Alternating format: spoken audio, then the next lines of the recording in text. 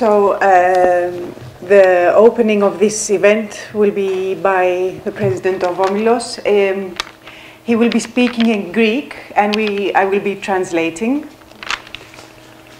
Μας καλωσορίσω και εγώ που ήρθατε στην εκδήλωσή μας. I welcome you also for coming here at this event. Είμαστε ένα πνευματικό κέντρο που υπάρχει στην Ελλάδα εδώ και 40 χρόνια. We are a spiritual center in Athens, in Greece, for 40 years now. Η διδασκαλία που δίνεται είναι στο πώς θα μάθουμε να είμαστε καλά και να βλέπουμε ότι δεν υπάρχουν αδιέξοδα στη ζωή. The whole teaching that is given in this center is how we can learn to be well in our lives and that there are no impasses in life. Η ζωή φέρνει προβλήματα. So life brings along difficulties, problems. Το τεράστιο ρεύμα της ζωής φέρνει προβλήματα, αλλά φέρνει και κάποιους οι οποίοι διδάσκουν την ανθρωπότητα πώς να βοηθηθεί. So this great current of life brings along problems, but it also brings people that teach humankind, how to be well. Αυτοί κατά τη γνώμη μας είναι οι καλλιτέχνες. Είναι η μουσική, οι ποιητές, οι ζωγράφοι. So in our opinion, these people are the artists, the poets, the painters, the musicians. Εμβαθύνουμε λοιπόν στο έργο τους και μαθαίνουμε να βλέπουμε τα κρυφά νοήματα μέσα από τα οποία διδάσκουν την ανθρωπότητα. We deepen into their work and we learn how to see the hidden messages that help humankind. Και πώς μέσα από αυτά τα διδάγματα μπορούμε να είμαστε καλά στη ζωή, στην πράξη.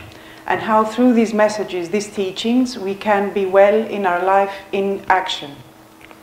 Σήμερα θα έχουμε μια ανάλυση για τον Καβάφη. Ο Καβάφης στην ουσία δεν ήταν ένας ποιητής, ήταν ένας φιλόσοφος. So today we have an analysis about the poem of Kavafis. Kavafis was not a poet, actually, he was more of a philosopher. Θα δούμε λοιπόν αν θα σας πείσουμε. So we will see if we will convince you about that tonight. Ευχαριστώ πολύ. Thank you very much.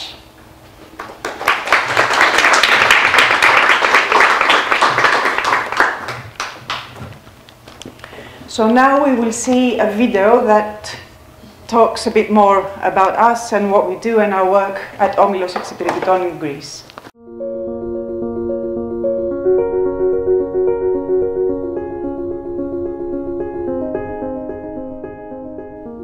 Όμιλος Εξυπηρετητών is a school of thought and action founded in 1980 in Athens, Greece.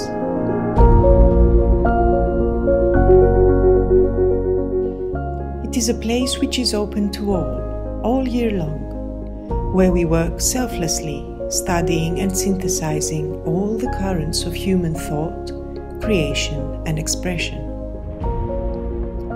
The aim is to find their essence and implement it in everyday life in order to make it better. All our activities are carried out solely based on the principle of selfless offer. Ο Όμιλος Εξυπηρετητών, όπως σας είπα πριν, είναι μια σχολή σκέψης. Αλλά δεν είναι μόνο σκέψης, είναι και πράξη. Μας ενδιαφέρει να μάθουμε όλες τις φιλοσοφίες, όλα τα ρεύματα. Να μάθουμε ποίηση, αλλά να βρούμε την ουσία τους. Και αυτή την ουσία είναι η ουσία της ζωής, να την κάνουμε πράξη. Γιατί αν δεν την κάνουμε πράξη, δεν έχουμε κάνει τίποτα. Όλο το έργο του Ομίλου είναι αυτό. Να γνωρίζουμε τον εαυτό μας, να εμβαθύνουμε βαθιά μέσα μας, να βλέπουμε τις όψεις που έχουμε, να μελετάμε ποίηση, φιλοσοφία, ζωγραφική, χορό, τραγούδι, μουσική και να προσπαθούμε όλα αυτά, σε όλα αυτά να βρούμε την ουσία της ζωής, να την κάνουμε πράξη και μέσα από αυτό να μάθουμε να είμαστε καλά. Through the self-study groups, we work on Know Thyself.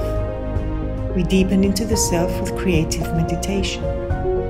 We discover our infinite potential to be well, and we pass into action.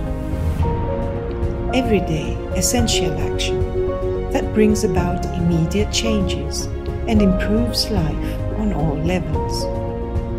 With very simple, practical ways, we can get to know ourselves and experience the magic of life by actively participating in it. And that is spiritual healing in our life. We carry out many groups for the inner development and knowledge of the self. Groups on human relationships, literature, poetry, philosophy, science, art. Meditative relaxation and balancing of the energy in the body, emotions and thoughts. Chorodromena, symbolic movements performed in groups for the balancing of the energies within us and around us. Groups for children and adolescents.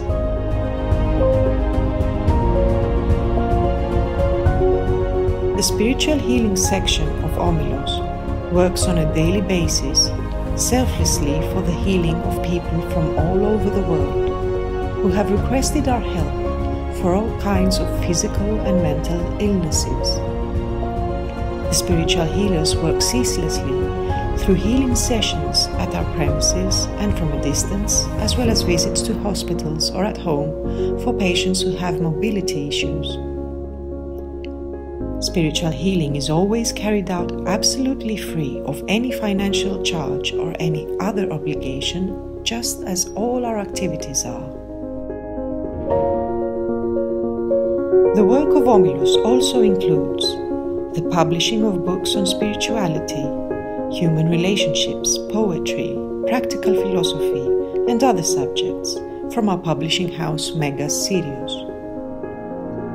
Seminars and talks in Greece and abroad on the betterment of everyday life and on human relationships.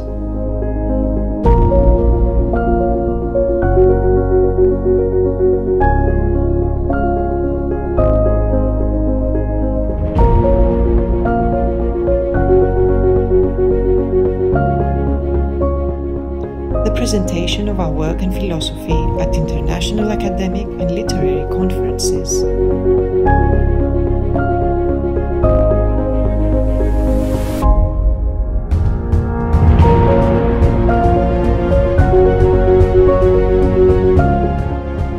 The presentation of the work of distinguished Greek literateurs.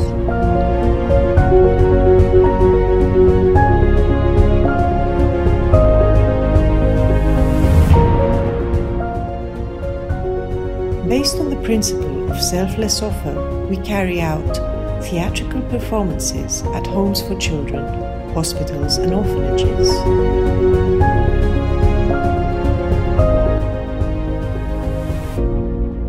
Book donations to schools, universities, correctional facilities, public libraries, etc. Regular blood donations.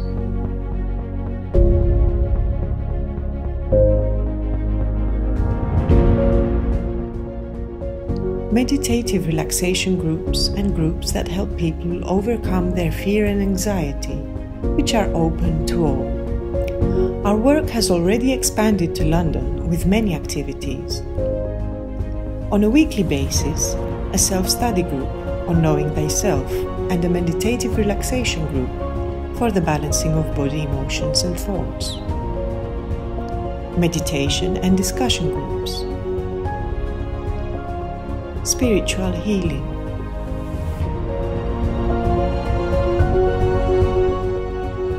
Cultural events, workshops, talks at cultural institutions and colleges, and television programs on the philosophy of Ómιλος and on our social and cultural work.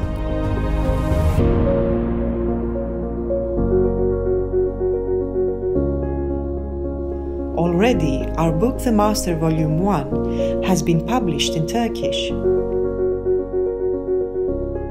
The epicenter of all our activities is the human being and the infinite potential that exists within each and every one of us. Come and learn how you can be well every moment, every day.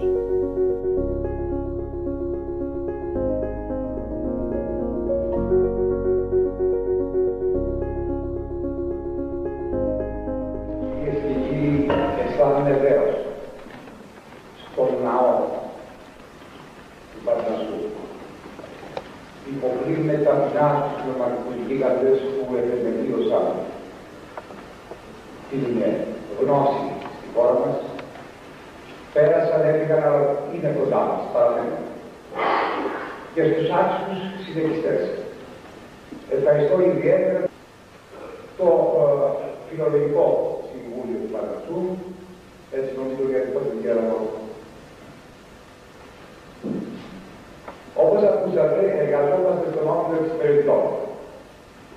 Ο Όμιλος έχει σαν σκοπό να βοηθά τους συνανθρώπους μας ανιδιοτελώς που τονίζω αυτό, να τοποθετούνται ορθά στον εαυτό τους, να κάνουν αισιόδοξες σκέψεις και να βοηθούνται άμεσα στα προβλήματα τα οποία αντιμετωπίζουμε όλοι μας καθημερινά. Αυτή η διδασκαλία δεν είναι θεωρίες, είναι πράξη. Επιβεβαιώνεται καθημερινά. Και εκείνο το οποίο προσπάθησε ο δάσκαλος να του μεταφέρει και να κατανοήσει είναι ότι όταν ο άνθρωπος πιστεύει, κάνει θετικές σκέψεις, επειδή ακριβώς ο άνθρωπος είναι μέρος της οντότητας, λειτουργεί μέσα στην οντότητα και διαθέτει. Και επομένως η σκέψη του ανθρώπου υπάρχει ένας όρος, ο οποίος λέει η ενέργεια ακολουθεί τη σκέψη. Όταν λοιπόν η σκέψη του ανθρώπου κατευθύνεται σε ένα συγκεκριμένο στόχο, όχι ιδιαίτερα με κάποια ιδιαίτερη συγκέντρωση κάποιους προϋπολογισμούς ή τι άλλο, αυτά είναι ανοησίες. Οι σοβαροί πνευματικοί άνθρωποι είναι οι συνεχιστές του Σοκράτη, είναι οι συνεχιστές της διδασκαλίας της χώρας μας. Εμπαθύνουν με την διαλεκτική. Εργάζονται στο γνώμιστευτό. Βοηθούμε λοιπόν τους ανθρώπους να αισιοδοξούν, να εργάζονται για τις σωστές ανθρώπινες σχέσεις, να είναι ανταποκριτικοί, να βοηθούν τους ανθρώπους τους και γενικότερα να φέρουν ισορροπία στο περιβάλλον του. Ότι στον πρώτο όμιλο του Εξυπηρετητών είναι η οικογένεια. Η οποία διευρύνεται, είναι η ομάδα, είναι η κοινωνία. Αυτά ήθελα να πω. Ευχαριστώ και πάλι τους πνευματικούς ανθρώπους οι οποίοι αναγνώρισαν το έργο του δάσκαλου, αν θέλετε πιο απάνω τι είναι καλή, αυτό με ενθαρρύνει να προσπαθήσω να συνεχίσω. Έχω δηλώσει ότι είμαι μαθητής. Εγώ είμαι μαθητής και των πνευματικών ανθρώπων της χώρας. Ευχαριστώ πάρα πολύ. So that was in a nutshell who we are and what we do. And we thank, of course, Mike Harris and Morley College for giving us here tonight the opportunity to tell who we are and also to talk about this poem and delve into it. So now we are going to hear a short biographical note written by Kava himself.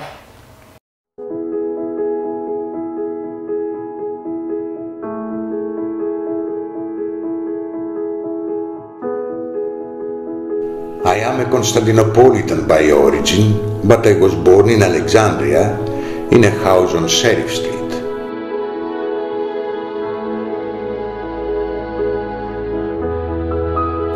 I left when I was very young, and a great part of my childhood I spent in England.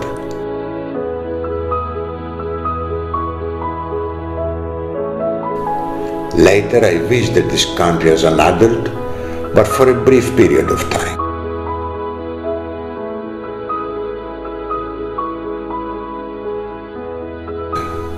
I also stayed in France.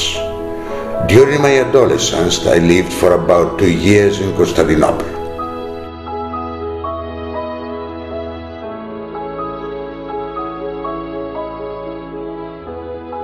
It has been many years since I went to Greece. My last work was as an employee in a state bureau under the jurisdiction of the Ministry of Public Works of Egypt.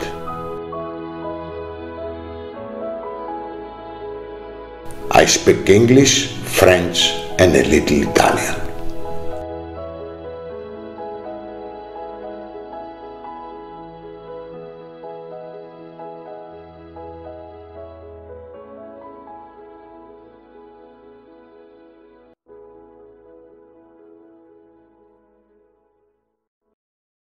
The poetry of Kavafis is held in the highest regard, not only in Greece, but on a European level, and we could even say a worldwide level.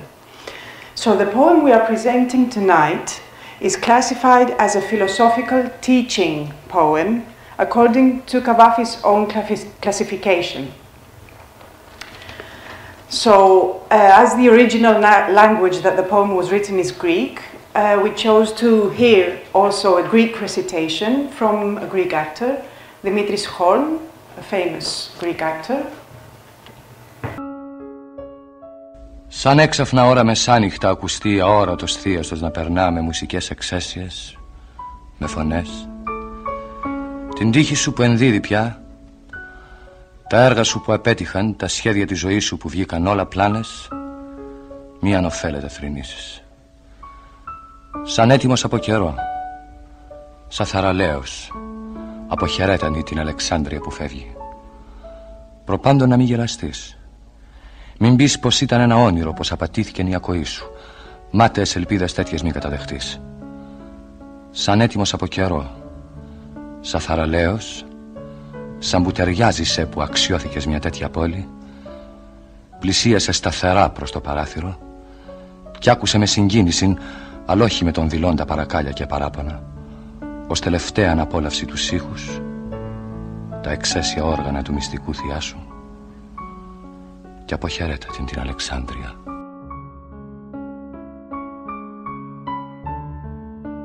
So, Kavafis was inspired for this poem by some historical events that happened thousands of years ago, and Evangelia Gioni will help us with these historical events. Hi, from me too. So, I don't prefer microphones. We were discussing that with Mike earlier, but I will today use it. So, we are in the times of the Roman Empire. As you can see from the title of the poem, it's about Mark Antony. So, let's see. So, we are in the Roman Empire after the death of Julius Caesar. We have three generals there and three politicians, very famous one, Mark Antony, Octavius, and Lepidus. And they have formed the second triumvirate, these three guys. So they have divided among them the conquered land of the Roman Empire, and Antony has taken the territories in the east. You can see on the map, Rome, the capital of the Roman Empire with the blue, and there in the east, where we have the red circle for you in Kilikea, he met with Cleopatra, the famous one, the last queen of Egypt, of Greek descent. So, infatuated, he fell in love with Cleopatra, and what he started doing, because he was passionate for her, he started giving her as presents some of his territories, the territories of the Roman Empire. So, basically, Cleopatra, in the beginning, she had the dark green territories, and Antony gave her all the rest. And he started neglecting his duties, both to the Roman state, but also to his Roman wife, because he was already married to Octavia the Younger, who was the sister of Octavius, one of the three generals and politicians.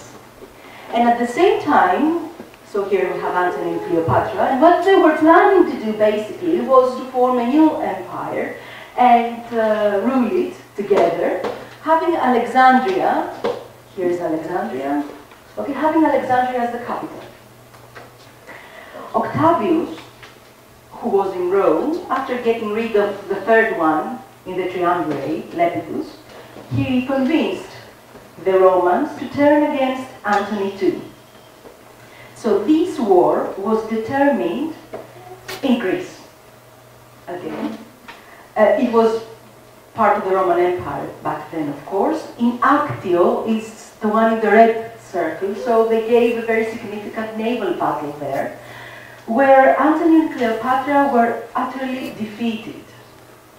So after this defeat, they returned back to Alexandria and they confined themselves there, awaiting the end to come. In the next year, in 30 BC, Octavius, with a very powerful military force, comes outside Alexandria and is ready to invade it. So Antony and Cleopatra, seeing that the end was upon them, committed suicide. So it is that night, imagine that we are in that night, before Octavius invades Alexandria, and it is this night that the poet chooses as an inspiration for his poem. And a Greek historian, a very famous Greek historian, Plutarch, writes, and biographer and essayist, writes about the life of Mark Antony as well, and he describes what happened in the last night. Plutarch was born in Greece in 46 BC. He wrote many books which have survived until this day. One of the most famous ones is called Parallel Lives. There he writes about the life of Mark Antony. And let's see what he says about this last night. Don't forget, we are in the last night before Octavius enters Alexandria. What happened that night? Indeed, during the dinner, it is said that he requested from the servants to pour wine and serve food to him lavishly, because it was unknown, he said, if they would be able to do this the next day as well, or whether they would be serving other masters while he was lying dead, a corpse, a nothing. That night, around midnight, while there was complete silence in the city and dejection from the fear and the anguish for what was about to come, suddenly, it is said, that melodic sounds were heard of instruments of every kind, and the cry of a crowd, accompanied by Bacchic evi evan, and frolics of satyrs, as if a troupe of Dionysus was leaving very noisily. Their path seemed to pass through approximately the middle of the city and towards the outer gate facing the enemies. There the noise became deafening, and then it died out.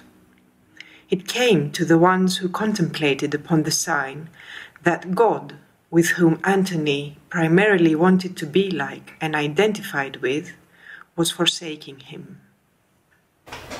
So Kavafis basically takes the title of the poem from an exact phrase by Plutarch. Let's see it. We will see it in Greek first. Εδώ κηδέ της αναλλαγιζομένης στο σημείο, απολύτην Θεός Αντώνιον, συνεξομιών και συνοικιών εαυτών διετέλεσε. So, in Greek, the title of the poem is Απολείπειν ο Θεός Αντώνιον. It is the translation here, God forsakes Antony. It's taken from the exact text by Plutarch. So, perhaps it's a bit of a lot of information, but keep it in mind because we will need it for the analysis. But before we step into the analysis, we are going to give a bit of some information on how we are going to do this analysis, how we are going to deepen into the poem. So, first of all, let's begin with the basics. We are not philologists, so therefore our entire work and approach is not from a philological point of view, neither do we wish to make some kind of review of the poem. But as you saw in the video, and as the president of Omilus said before, we work on Know Thyself. And this is the perspective that we use to approach poetry and all other arts as well. So our goal is to deepen into poetry, to find the essence of every poem and apply this essence to our everyday lives, to come to know our own self better through a poem, as we can also do through a song, through a painting, a movie. So the founder of Όμιλος, Δημήτρης Καγαλίδης, has written 2 volumes, The Wisdom of the Poem and The Wisdom of the Short Story, where he delves into poems and short stories of contemporary Greek literators, using a method which has been characterized by the spiritual world of Greece as the beginning of a new philological school, a new Greek, absolutely Greek path that branches out into worldwide currents. Indeed, it has been said about these 2 books by distinguished persons of the letters and the arts that they are works of great spiritual value, a jewel for Greek literature, as they constitute a pioneering part of the spiritual heritage worldwide. This method has been presented at an international academic conference of literature by the Athens Institute for Education and Research, and relevant articles have been published in the academic journal Athens Journal of Philology and many other literature magazines. So it is also available for anyone who wishes to read it. We decided, though, for this event tonight, not to analyze this method one by one, step by step, but rather let ourselves deepen into the poem and experience the poem. To allow the poetry and the words pass inside us, to let them resonate within us, and see where and how these relate to us. Poetry is a magical thing, and it is this magic that we want to experience all together here tonight. Therefore, we will carry out this analysis exactly as we would in Greece, at Όμιλος, in one of our groups. So we also have some hints that can help you with the analysis, and Evangelia will... The hints are good with you. I like it. So, first of all, in every poem there is hidden wisdom, a knowledge which is expressed by each creator through their work, because poets unite with the current of life, and through this union they express, consciously or unconsciously, some human truths. And we could say that through this way they teach the humankind in these deeper inner truths and give people spiritual breaths and solutions where sometimes they experience impasses. So this is the essence of their works. This is the essence of poetry, and this is the deeper function, we believe, of all poets.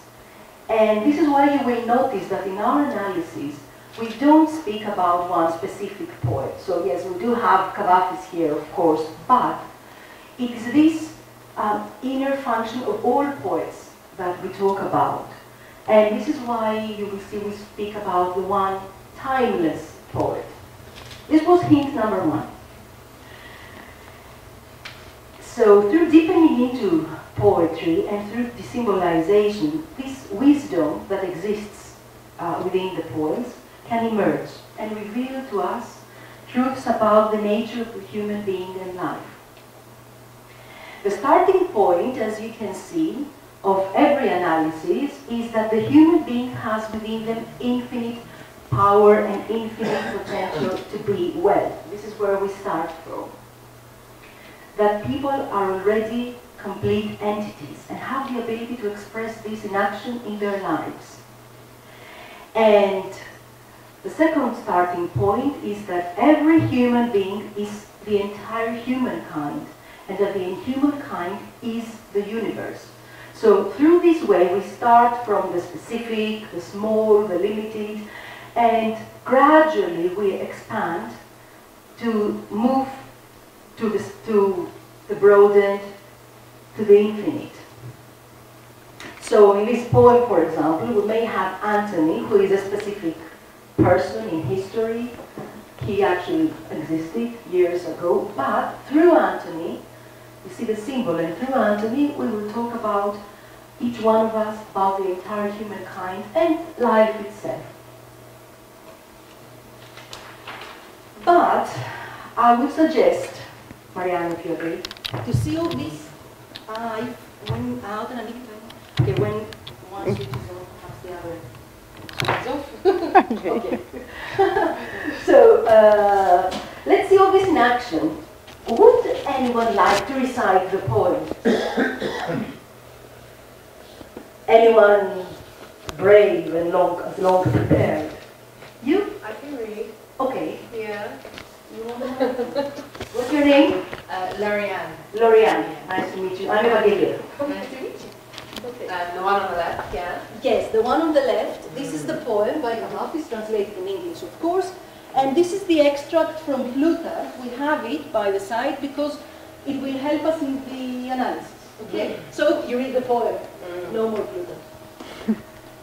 When suddenly, at midnight, you hear an invisible procession going by with exquisite music, voices.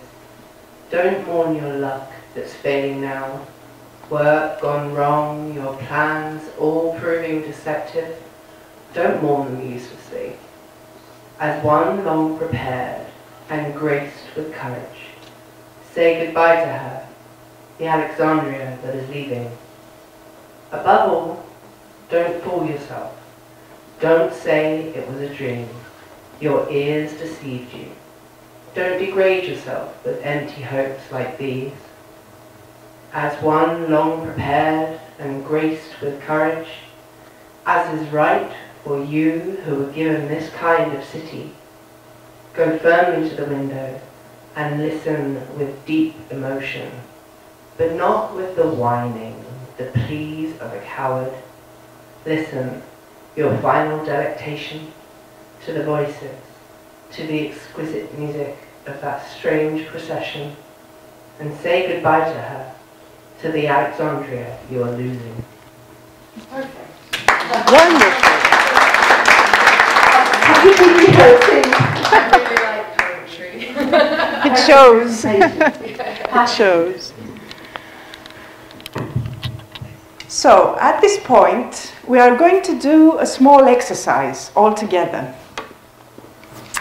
So, I would like you to sit back and relax, close your eyes. Bring your mind to the poem as you heard it previously. Let your mind free. In our exercise, you are Antony. Imagine the moment. You are in Alexandria, and Octavius is just outside the gates. You know very well that the end of the city has come. There is absolute silence, complete silence. Nothing is heard. It is the well-known silence before the storm.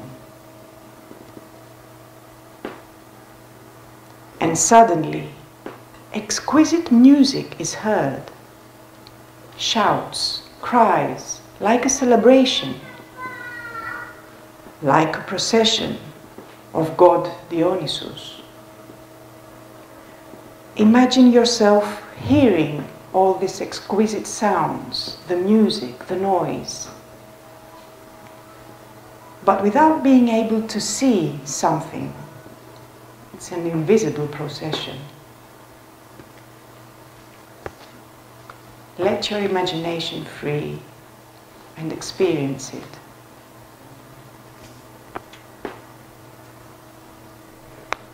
And then time pauses for a little while, and the poet speaks. The one, the timeless poet. Let the poem pass inside you. Let all the words pass inside you deeply. And And you can now slowly open your eyes.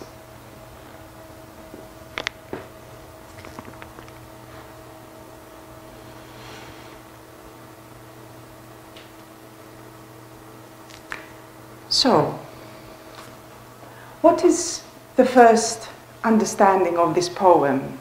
Would anyone like to talk about any first impressions of the poem?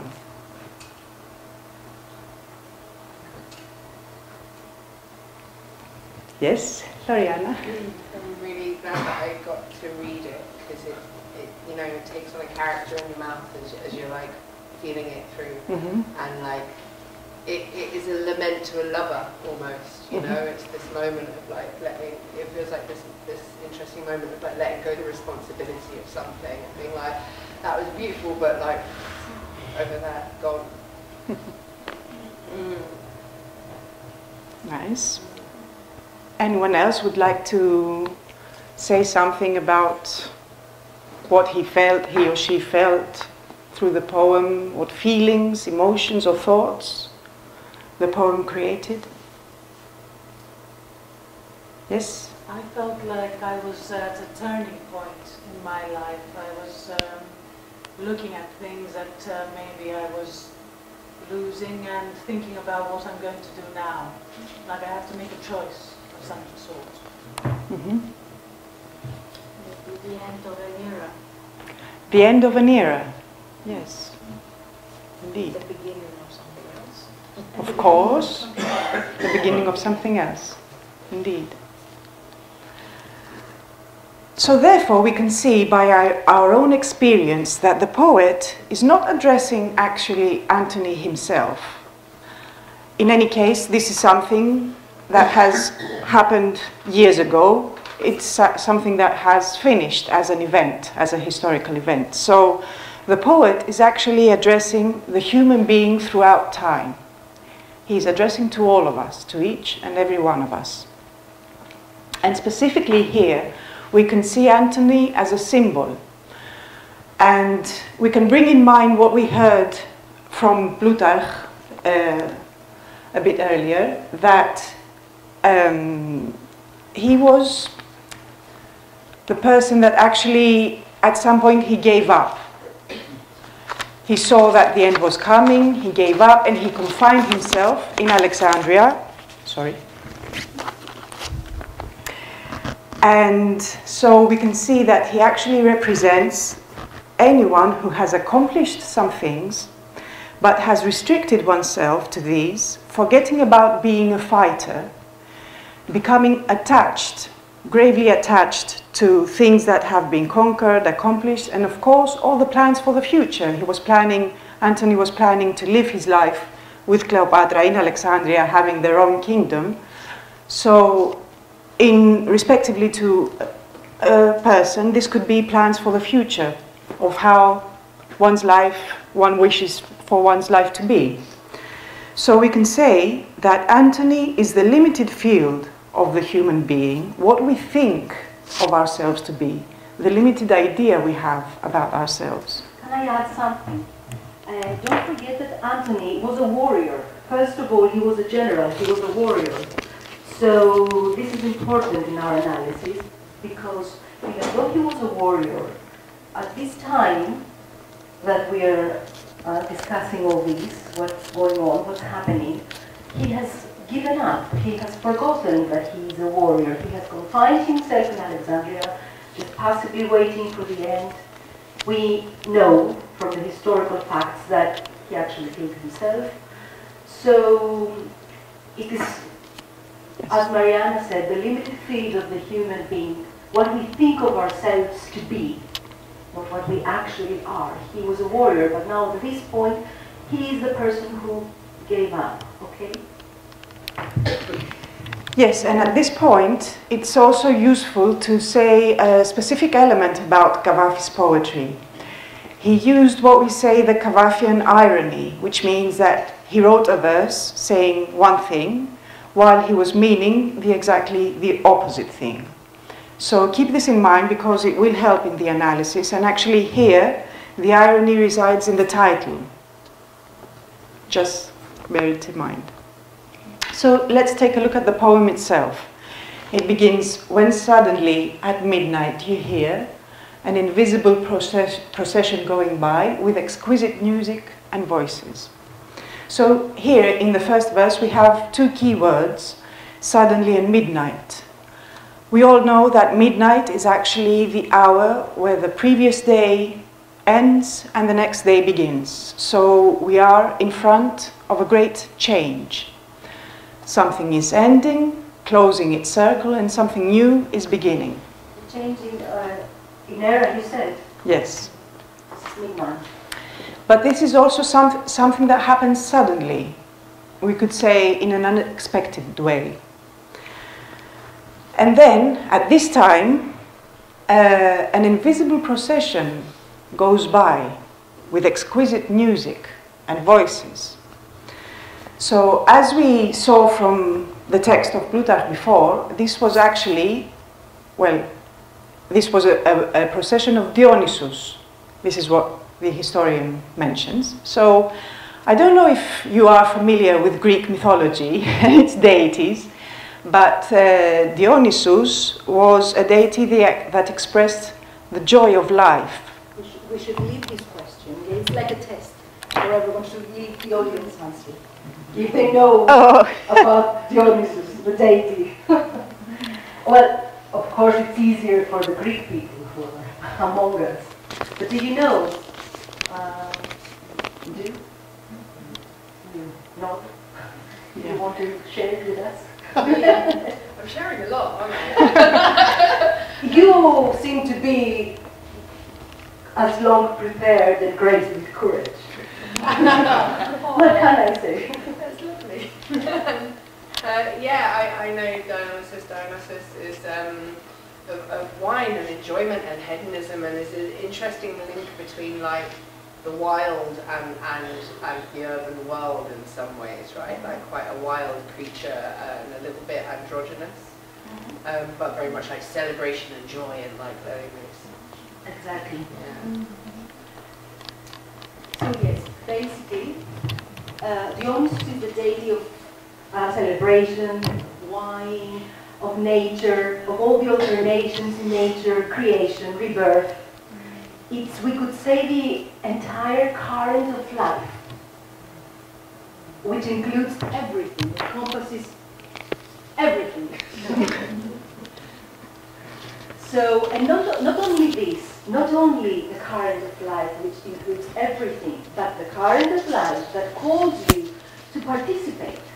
Because when you are in a procession of Dionysus, you cannot just stay there by the corner and look, oh, what's going on there, how beautifully they do things. You participate, you become one with this.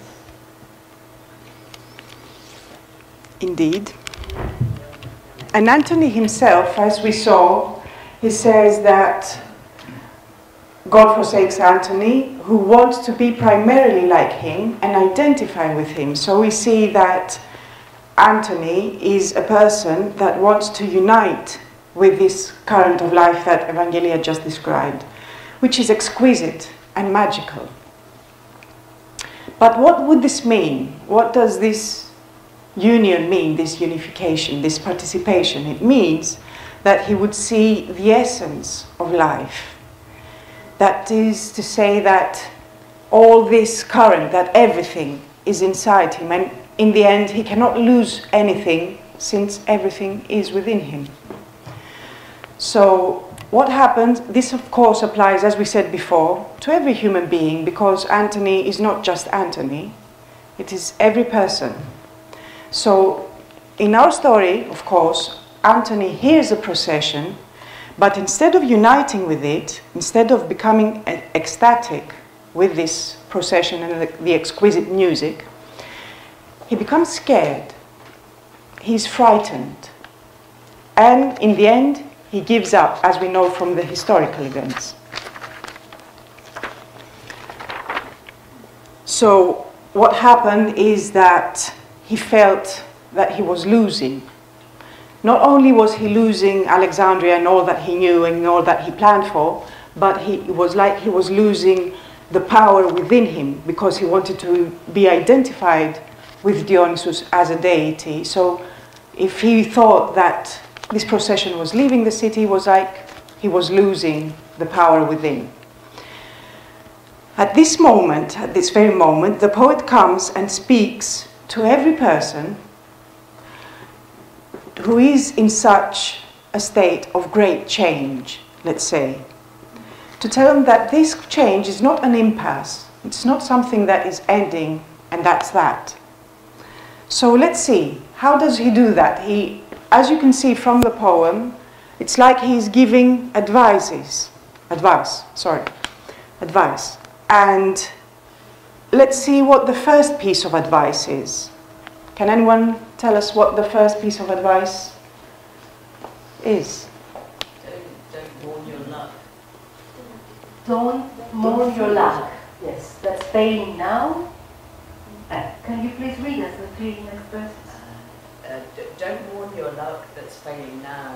Work gone wrong, your plans all proving deceptive. Don't mourn them uselessly. Okay. So what not to mourn? What not to mourn? Things have not gone as you, as he had supposed. Yeah. As he was planning, because he was making a lot of plans. He had the love of his life. They would live happily ever after in a new kingdom in Alexandria. So we could say that all these things is a circle of life. Could we say this? It's a circle of life for him. So his dreams, what he had accomplished, what he wanted to do, the woman he fell in love with, all those things which he identified. It's what he thought of himself to be. Antony was saying, I am these things. And this is the symbol of Alexandria in the poem. So Alexandria in the poem symbolizes what we think of ourselves to be. All the things with which we identify ourselves. The things that we have accomplished, our plans, our dreams. Okay? Does it make sense so far? It does. Yes. Yes. So instead of mourning, what should he do?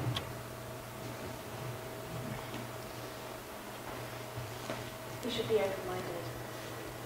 He should be open-minded. Yeah. Yes. And how? Where do you see this in the poem? If you can point, if you can help us to be open-minded.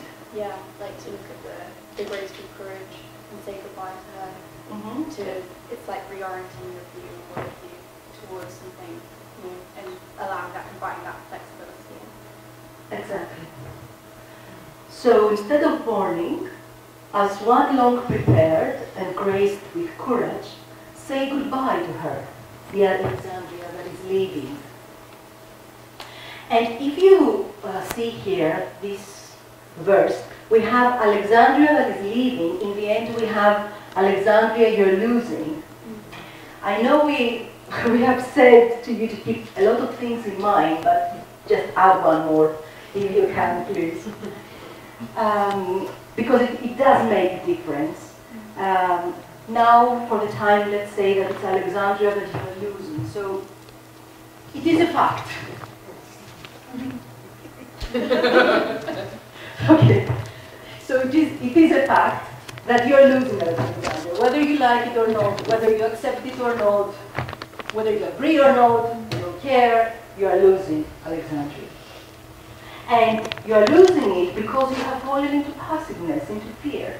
You have become fearful.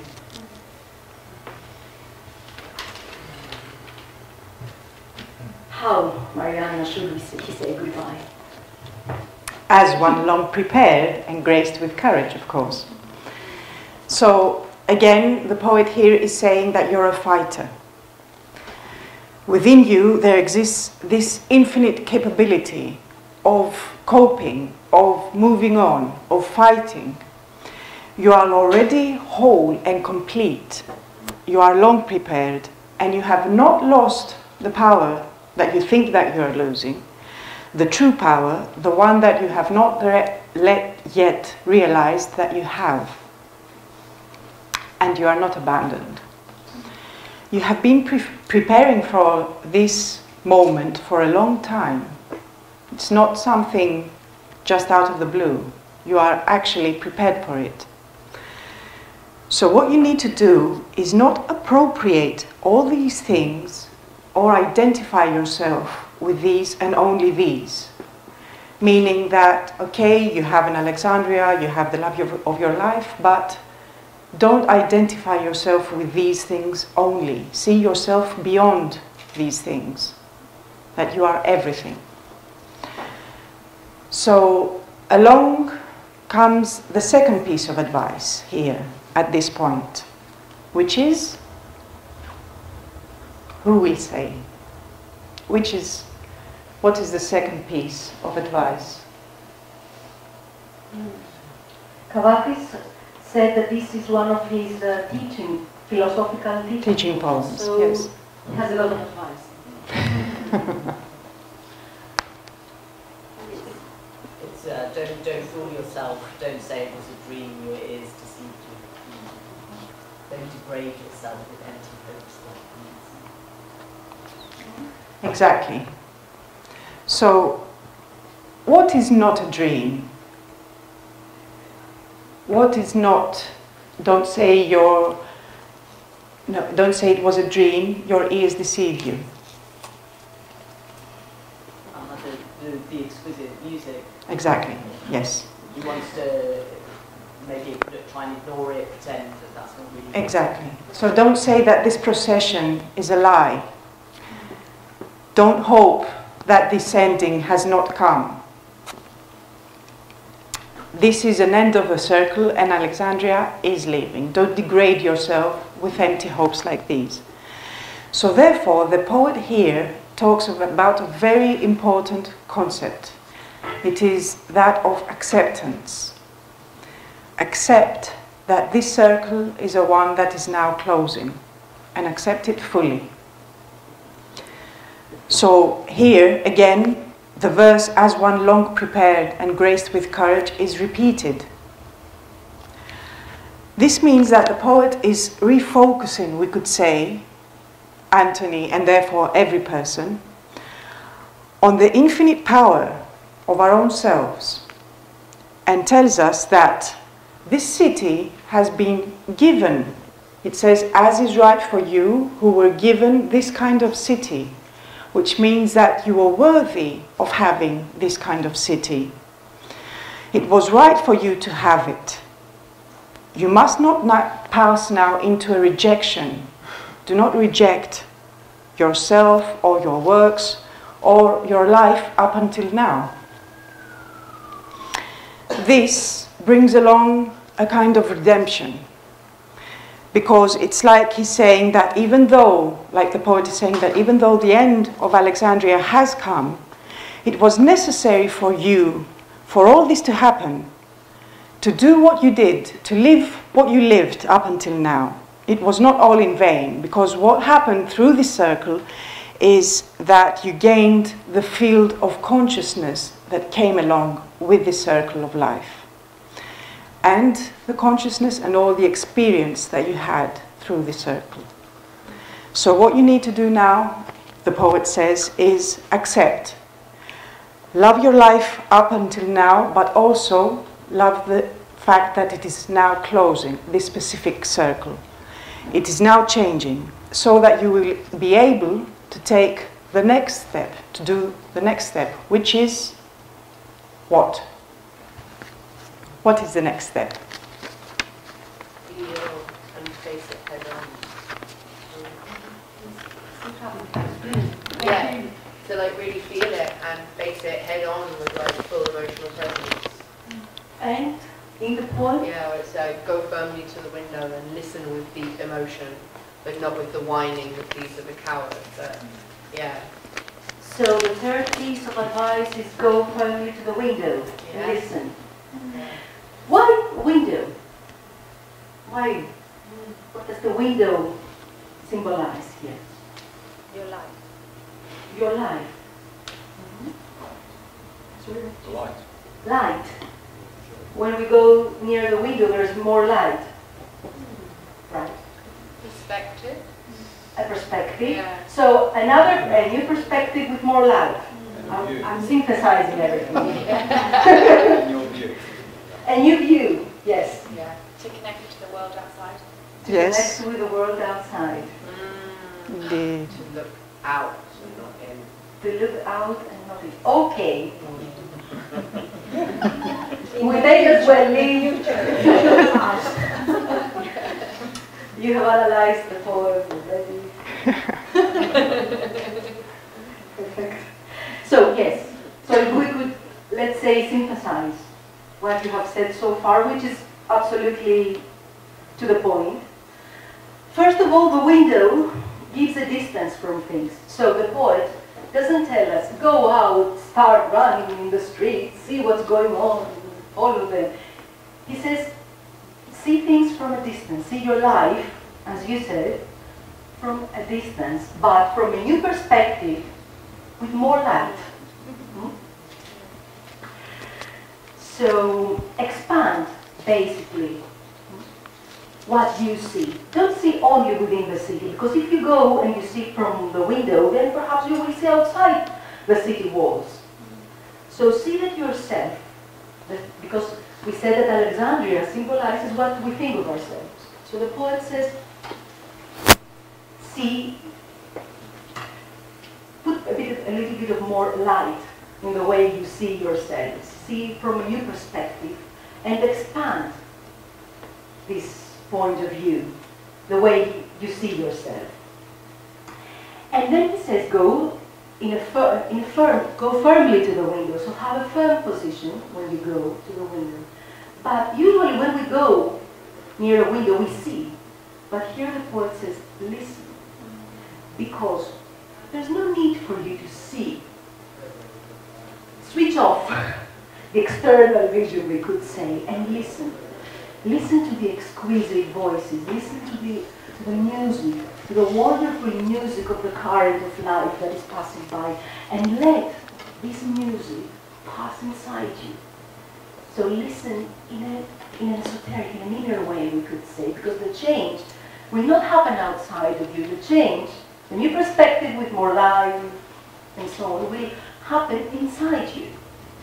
So let the current of life, let its vibration pass inside you and vibrate your entire being, vibrate your soul.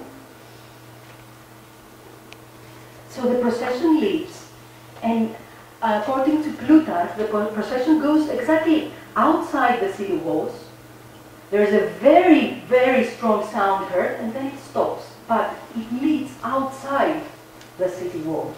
So it is as if it says, stop being limited, stop being within Alexandria, within the city, expand, go further beyond the city walls. Let all this current of life vibrate you. And listen. With deep emotion.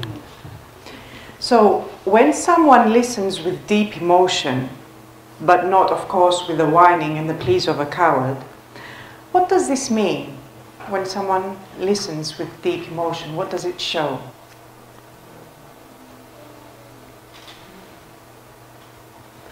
Anyone? Open mind. Sorry? Open mind. Open mind, yes. It's like resonance, you know? It's that moment of like really acknowledge what this means to you and like the fullness of what that is, and not in some like running away, excusing yourself, like really kind of trying to change anything, but just like fully acknowledging like the fact that you have been there and that you are there and that you are connected to that happening. Yeah. Exactly. I think that was the temporary in it. That like when you're connecting back to the death, you can remember that you felt this way before and then you moved through it. Of course. So deep emotion can mean exactly what you said. It's something that is resonating within you deeply, because maybe you remember a time before, and of course because also when you listen with deep emotion, you're not confined, you don't have a specific emotion, but as was said, you have an open mind. So in one case, we can see that it might have another quality. You have a deep emotion when you're losing something and you're crying and you're whining, because these are also emotion. But on the other hand, a deep emotion comes when a sort of expansion comes along, when you realize something, and this is something that talks in the depths of your being. You're in front of an expansion, of a broadness. So it says, the poet is saying, let the exquisite sounds pass into you and bring deep emotion. Let the entire current of life, which is the sounds, which is the procession, pass into you. Let yourself experience it deeply and profoundly. And then accept what is happening. If you accept it, it finally becomes, as we said, the Alexandria you are losing. Because we said before that there is a difference between the Alexandria that is leaving and the Alexandria that you are losing. It was the Alexandria that is leaving because it was something that is happening to you. It's something that life just brings along. But now it's something that you are consciously leaving. You are consciously letting go of the Alexandria, of the limitations, of the confinement of yourself within certain walls, both literally and metaphorically. So you are consciously leaving all those things that you think you are, because what you have understood, is that your own self is much larger, is much broader. You have accepted to lose it because you have accepted to pass into another Alexandria, a greater one, a broader one. And then this is the final delectation. Listening to these exquisite sounds is a final delectation. Why?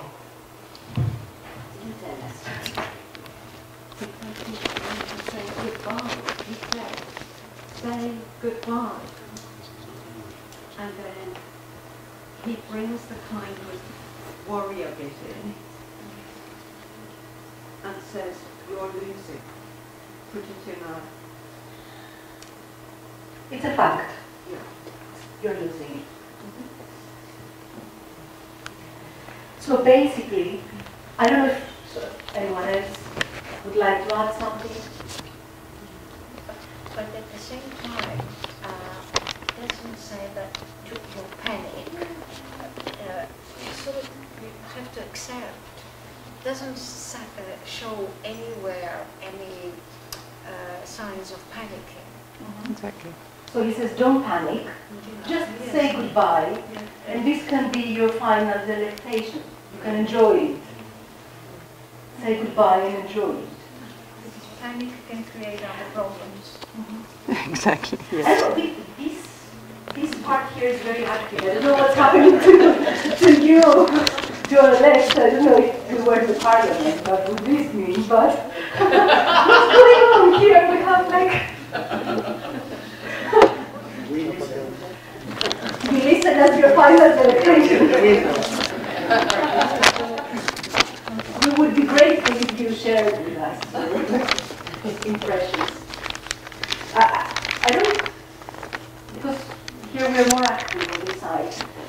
I suppose you are not feeling like depressed or low or having to say goodbye here, the next side. No, we're enjoying what they say. Interesting. He said interesting because he was a soldier. You were a soldier? No, sorry. He's accepting his defeat. He's accepting his defeat. We are not all soldiers. So how would that relate to us?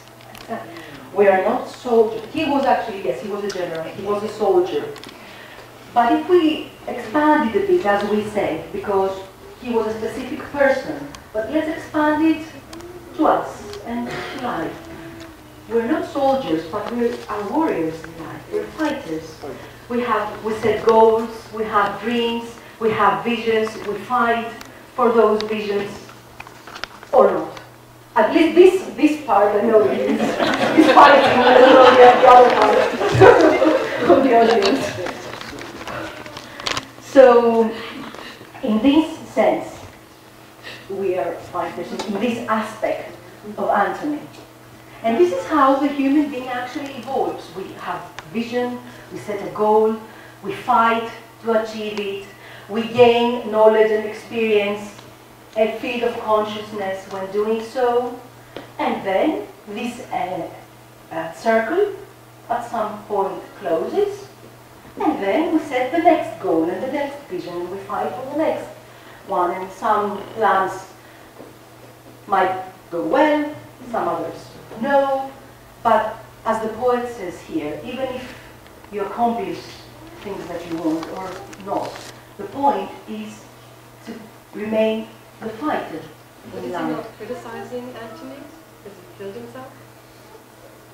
Sorry, you think that he's criticizing? Because Antony killed himself, didn't he? Yes, in the historical facts, yes, he killed himself, but basically, he killed himself. Basically, he killed, if I say so, the potential within him.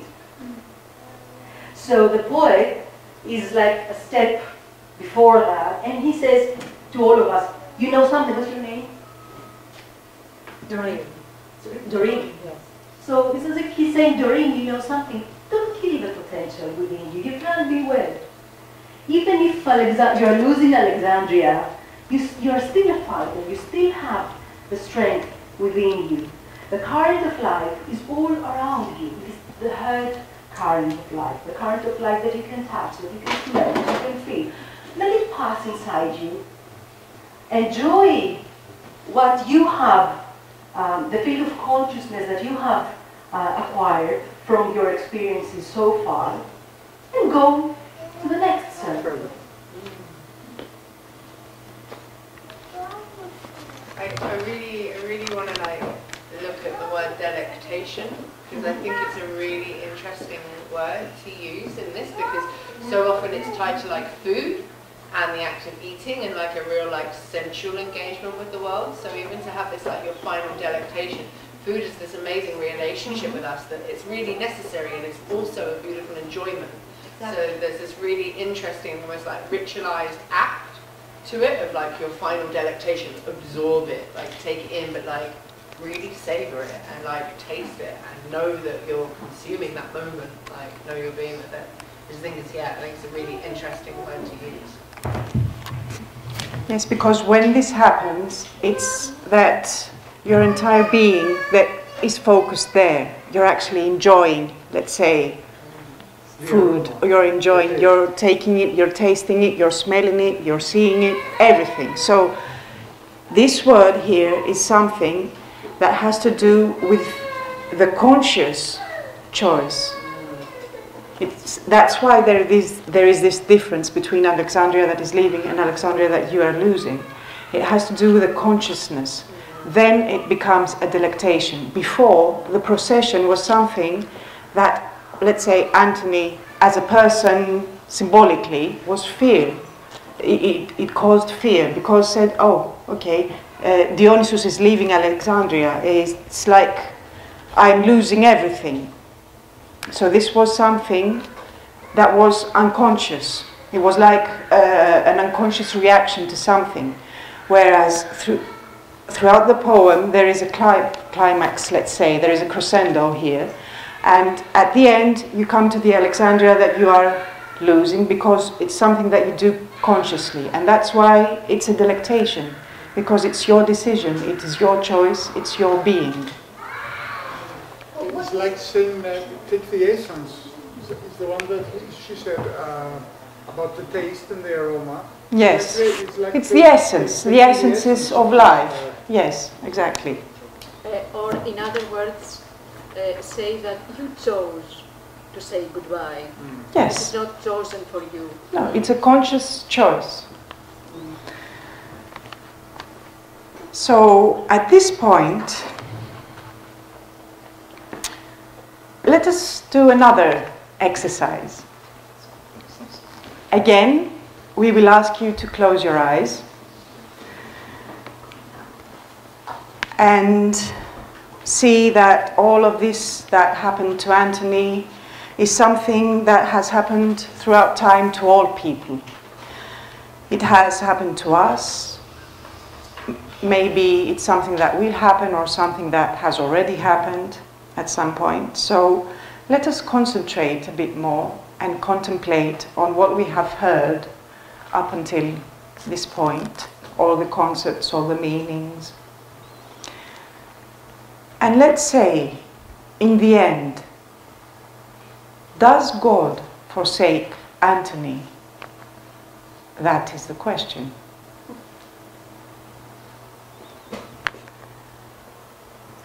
Again, we will remind that Kavafis used irony in his poems quite oftenly.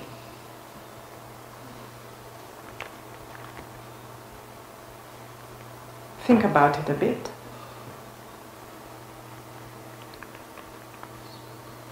So who wants to answer the question? Does God forsake Antony? Yes? I'm feeling maybe, if anything, God was inviting Antony to grace his courage, to bring forth his courage. That's just within him anyway. Yes. So you're saying that he was not forsaking Antony, but he was inviting him to a broader consciousness, we could say. Or he wanted to make him stronger in life. Yes. Stronger in life. Yes. And every change can make you stronger. Exactly. Because you always, in each change, if you do it consciously, then your consciousness is expanded even more at each change that happens. So, yes? I think that the real question here, at least for me, and what I understand before, is whether Antony forsakes Antony. Yes, exactly. So,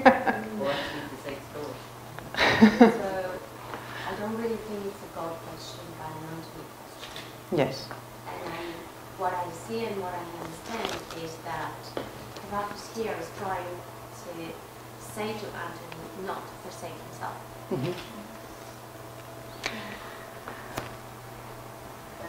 Exactly. So it's like Antony didn't get the message here. He didn't get the message that he should move forward to the next circle. So, as you say, it's like he forsake the fighter within him. Because Antony was, as we said before, Antony is every person, and every person is a fighter. So the poet is coming here and saying, do not forsake the fighter within you, the warrior, the one that knows it's his or her strength. And go on to the next circle, expand your consciousness, because otherwise, what happens is that you forget your higher nature, the power within you, the position, that which your soul has actually chosen to do. But it's also, isn't it, in order to expand yourself? Expand, yes. One needs to be died. This is dying in the context of symbolism. Yes. The limited sense, as we said earlier, because when you say Antony not to forsake Antony, it's, you said this is the question, whether he would forsake himself. But which self? Yeah. Not the limited self. Because what he did was to identify, on the one hand he wanted to be like Dionysus, so on the one hand he wanted to unite with the entire current of life, but what he actually did was to identify himself to Alexandria, with all that Alexandria symbolizes. So it's about not forsaking Antony, but the big picture of Antony, with his potential, not the restricted Antony. Because when he confined himself to this restricted idea of himself, then what he experienced was the dead end. This is why, an impasse. This is why he gave up. Because he said, I'm in front of an impasse. I'm hitting my head on the wall. There's nothing else for me. I've lost everything. I've lost myself. There's no hope. There's nothing. So you're right. But it's about not forsaking our true potential to be well.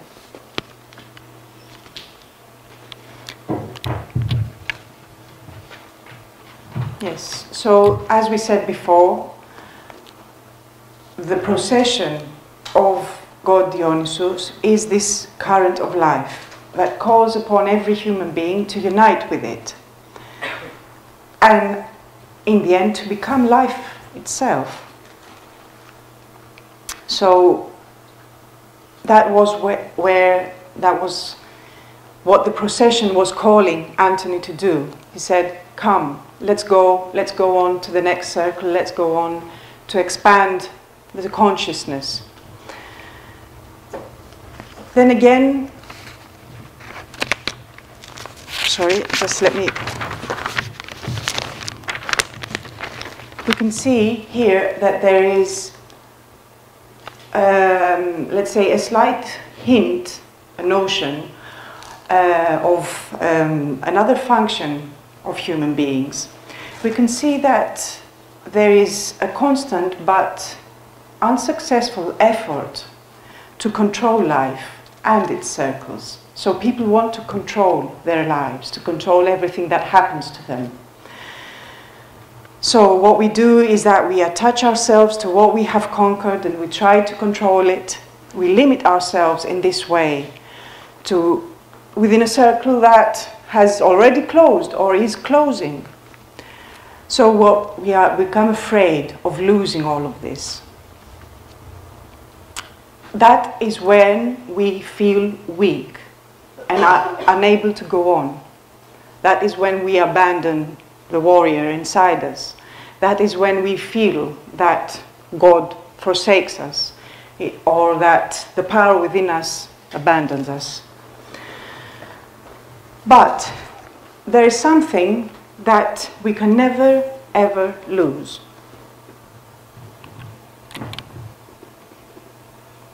What do you think? Dream. Embrace the courage. Dream. Dream. Experience. Sorry? So when suddenly someone wants to say something, please don't say no all at once now. Okay, so you said your dreams. Yes, your hopes. Your hopes. But these, the poet says, can be deceptive. You can lose them. They may not work out. But you shouldn't lose them. Then? You should hold it, hold to Hold. it. Don't. This is what he tried to do. Because that's where Didn't you work get out. your strength. What were you saying, sorry? But we mustn't lose faith. Faith. Yeah. Don't lose faith. Faith in? Courage. In? Courage. Courage. The experience, The experience. the consciousness, I say, the ones that you learned from all this circle. Okay. Your consciousness. Consciousness. Sorry, the lady here, she has raised her hand earlier than you. I need to be fair. Go. Your ability to listen, to listen to these facts, not just the immediate. Your ability to listen and reflect on things. Okay. The continuity of life and the fact that you're already part of that and it's going to keep going and that flow is always there in the background no matter what you think you are in amongst it. Like if there was to be faith in anything, it's just faith in continuity. In the flow of life. Yeah. Faith in the flow of life. Yeah. This is what God here symbolizes, because we're not talking about religion, but this is the procession. It will symbolize. The procession is the current of life, as we said. So faith in the current of life, which is huge and encompasses everything. So all these things that you have mentioned are, could we say, that the field of consciousness that we acquire within one circle of life. So the dreams and how they worked out or not, our experiences, the faith that we have in the flow of life, our ability to see it and realize it, that there is this flow of life. So this, we could say, I don't know if you agree, is the field of consciousness that we acquire within a circle of life. It is very simple to understand it. If you think, let's say, of how we grow up. Okay, let's take this example. So, we're babies, of course, in the beginning. But in order for us to go on to the next circle, which is to become toddlers, become toddlers, we need to say goodbye to us being babies, of course. We need to move on to the next circle. But what we have learned as babies still remains within us. So when we're toddlers and we're about to become adolescents, we need to say goodbye to this childhood kind of era. We're growing up now. But what we have learned as toddlers, so to talk, to speak, to walk, to how to be social with other kids, not to slap them on their face and so on. This is a field of consciousness that remains within us when we're adolescents.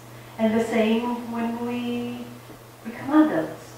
So we need to say goodbye to the previous circle, move on to the next one, but the next one is always broader and includes all the field of consciousness that we had gained in the previous ones. So this is what this is the one thing that can never be lost. You can never lose this. All the other things change constantly. We cannot control them, unfortunately, even though we would like to. We try to, very hard, but we cannot control the flow of life, as you said. It's huge. You cannot control it. But the one thing that remains stable within us and we can never lose is the field of consciousness. There's another thing that we cannot lose. Of course, take this for you. Now, this part of it.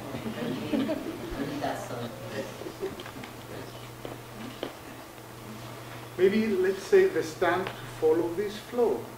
The stance to follow this flow. This is what you cannot lose. You cannot lose this if you are in. Maybe for most of the times, I used to go to funerals and people were crying and said, "This is the end. We're here because this finished. Everything finished." And once I went and they said, "We are here to celebrate that person's life. We're not here to cry." People didn't wear black and all that. We are here to celebrate. So I think you should also appreciate and celebrate things that happened in your life. And because that can give you strength. This is mentioned in the poem. Yes, I mean, the English, they go to a funeral and say, "We're here to drink wine and all that. We're here to celebrate that person's life." It's the final delectation. It's not the end. It's something good happened. So it's always something good comes out. Yes, Emma, you can. Something like what happened. Yeah. In fact, actually, I was just scattering my mother and father's ashes and reading this poem, and we had a celebration. Is there the other thing we can't use, like breath? Right. Yeah, like this breathing that we don't breathe, we die. That was like really functional way of thing of saying, but it's like bringing yourself back to the breath and meditation and that. Yes. Maybe the breath that poets give flowers. This is the one thing that we cannot lose, basically. An inner breath. Because, okay, yes, if you lose your breath, you die. But because now we're talking about poetry and symbols and life and all of us. So the other thing that we can never lose is the help and the support, let's say, that comes from the current of life, from God, as he says here, from the entity, from the universe, from the higher self of all people. How does it say in Star Wars? May the force be within you, yes. Infinity. Infinity, exactly. Of course. It seems that artists, poets, painters, writers, great actors, great musicians, always come and give this breath, as you said, to people. And they come and through their work, they say, you know something, there is no impasse. See, it was right for you to have this city. You were worthy of having this city. You can see things differently from another perspective. Give more light to it. Don't be in the darkness, in the shades. They advise. Yes, somehow we can say they advise or they in a way people. Yes, and if I might add, someone might read this poem and never hear such an analysis that we have done, like the one we have done tonight. But the meanings are there, the concepts are there. So if one reads the poem, then these meanings, these advices, all these concepts pass within. Even if this person never hears such an analysis, the messages pass, they always pass.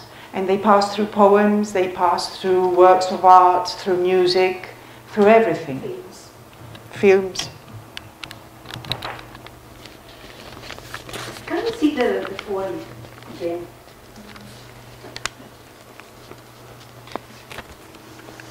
So, let's reread the poem with what we have said so far.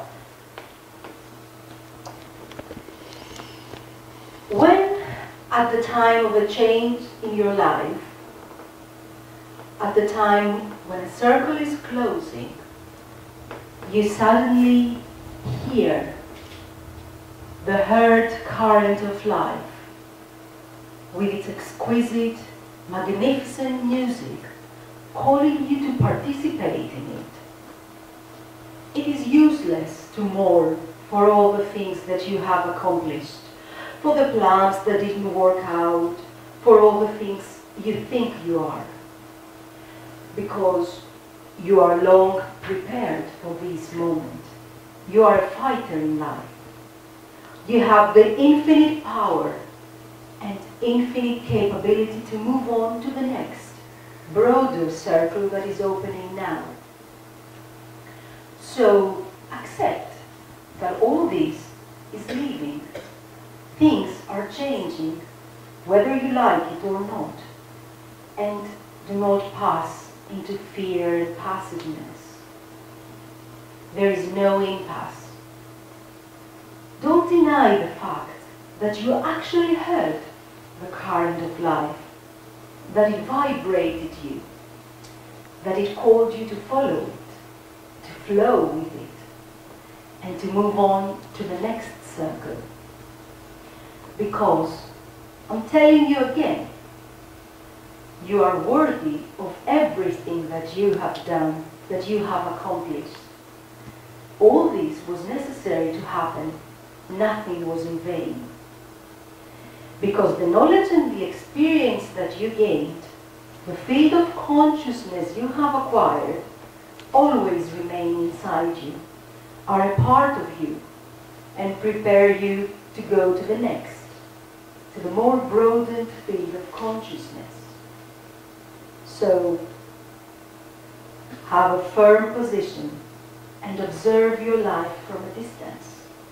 Expand yourself beyond the city walls. You do not need to see, just listen.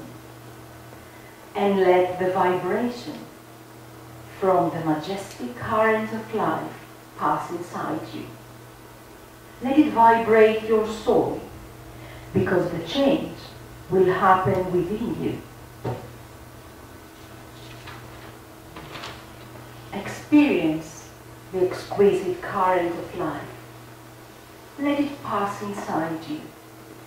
Experience it with deep emotion.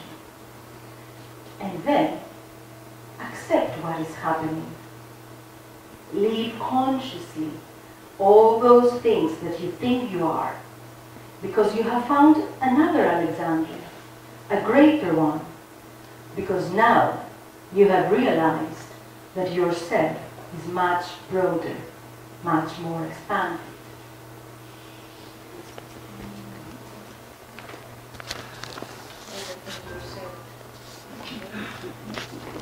All the things you're saying.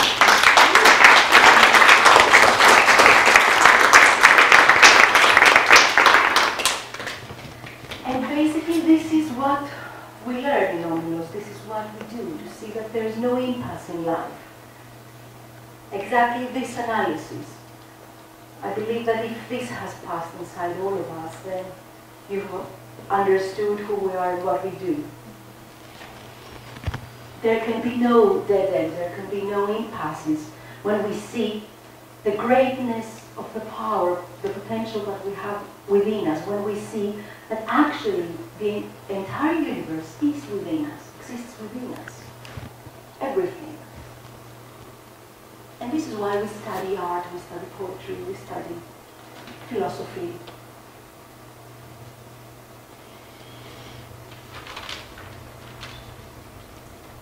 We hope this was at least the final direction.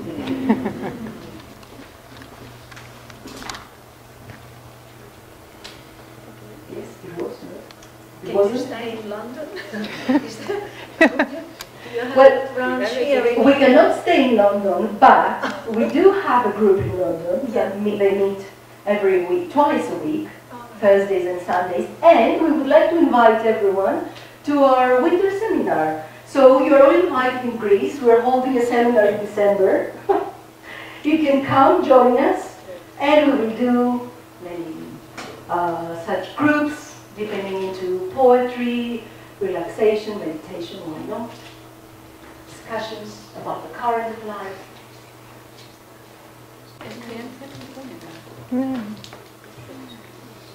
Okay. So, does anybody want to say something, an impression, something that they felt, describe how this analysis reached out to them or resonated within them? Yeah, I would like to say that if at the very end, going through it and at the end, you know, there was this, the phrase that it says that, you know, as one long prepared, you know, and then with grace with courage. So no matter what plans that I have and I've made and went wrong, you know, I'm graced with courage to, you know, I can move forward to the next one, and I can embrace and I can live life and just carry on with that. It just gave that strength of also being free, not being afraid to have plans, to do it, and not, okay, if it goes wrong, it goes wrong, but, you know, to live and to experience things, and also know that you can move to the next one. You can do it, something even after that, and beyond that, as you say, you know, with a child, or, you know, growing up that stage, and then, so there was that feeling of not being afraid to live life, you know, there's a courage there to live life, to go ahead. Yeah. Exactly. That was what I got and felt at the end when we were reflecting. Like seize the day. Yes, exactly. Seize the day. And yeah, seize the day. Yeah. Exactly. I think the best medication is not taking any actually medication as pills or all that. The best therapy for me is to be in a group like this, analyze life and all this. I think it's that's where you get the strength, and because in today's world, so modern world with all this technology, we have more people suffering from stress, anxiety, depression and all that. There's so much going around today with life. And I think this is what people, this is what for me brings more results than any other type of medication for this type of stress. If you analyze and you know, take it in a philosophical way and talk to other people. Yes, all these problems exist because exactly people do not acknowledge that they have this strength within them, as the person that talked before said, people are long prepared, they have strength, but they don't acknowledge this, they don't know it, they're not aware of it. And this is why all the stress begins and all the problems start out, either health problems or stress or anxiety or fears but then you have a poet that comes and says, you know, this is not who you are, not only anyway. You're not only these emotions that you are feeling, you're much broader than this. You're even beyond this. You have infinity within you, and this applies to every human being. And this is what the poet here says, not to Antony, to all of us, that infinity exists within. It is a constant expansion of our consciousness through the circles that some close, some open, and it's let's say, as was said before, a continuity of continuously growing circles. And this is something that applies to every human being.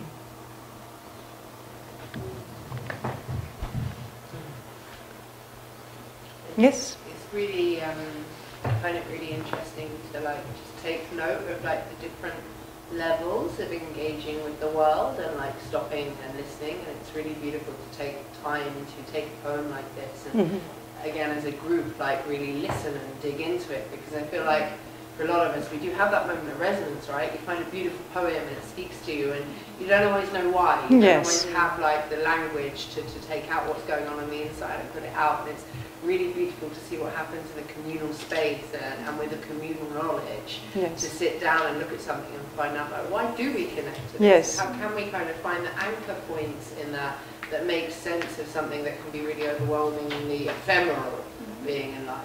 Yeah, it's a beautiful manifestation. Exactly, and because we need to slowly close this presentation, we have until the moment. All this that we have done today, all this that we have discussed, everything that you have said, that we have said, that has been going on for a couple of last hours,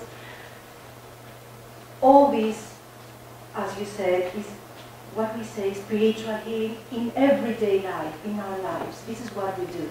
All the lessons that we do in Omilos are called spiritual healing in our lives. So when talking to each other, it can be healing when you embrace the other person and when you don't want anything from the other person. When you sing a song, it can be actually healing. When you write a poem or when you read a poem. Mike, I don't know if you agree. It can be healing, of course. And in everyday life, when you cook a meal and you want the ingredients to be nutritious and tasty for the delectation for the people that you love, this is healing. When you sleep. When you do garden.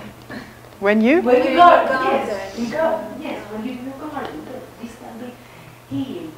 It all has to do with the inner stance with which we do things.